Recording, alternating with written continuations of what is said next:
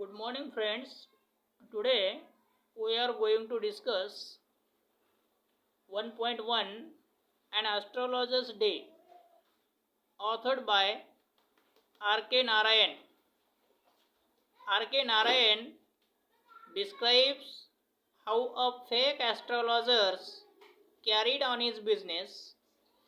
He sat under a tamarind tree on a path running through the town hall park.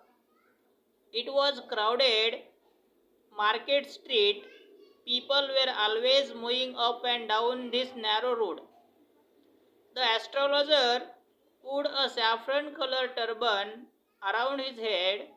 His forehead was painted with ash. His eyes gleamed. People were attracted to him as bees are attracted to flowers.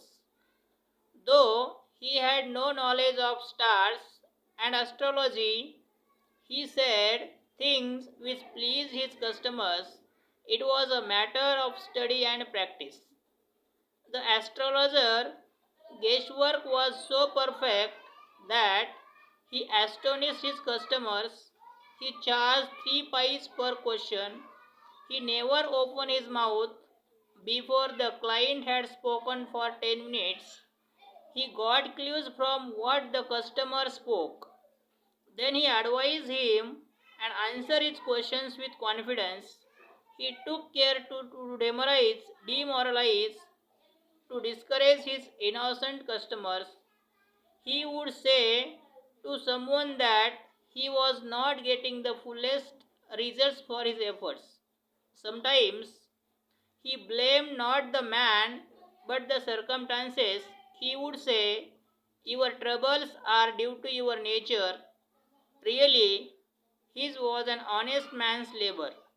Guru Nanak meetings with the astrologer is very important incident in the story. It gives twist the story when Guru Nanak stood before the astrologer. It was time to go home. Guru Nanak looked worried. He spoke ruthlessly. He challenged the astrologer to tell something worthwhile. After little argument, he was ready to pay 8 annas for one convincing answer.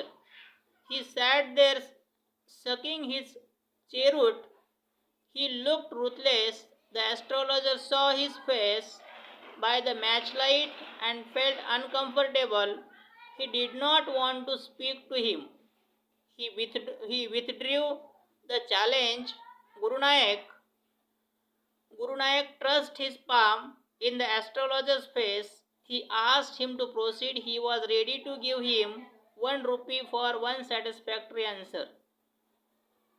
Guru Nanak, astrologer told Guru Nanak that he was left for dead. Guru Nanak said he was right.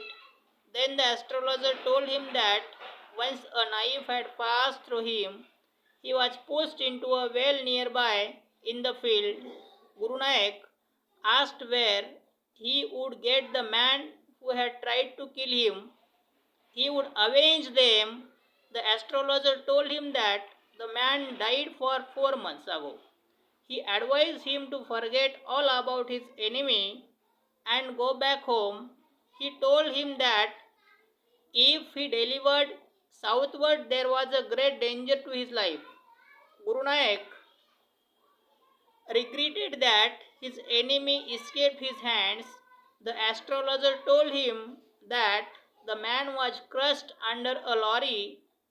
Guru Nanak looked gratified. Here, the irony is that the man whom Guru Nanak wanted to kill was before him. He could not recognize him. The darkness of the night came to the astrologer's wrist. On the contrary, the astrologer recognized him and told him his past. At the same time, a great load was gone from him. He had always regretted his deed of killing Guru Nanak. Seeing Guru Nanak alive, he felt relieved. Thank you.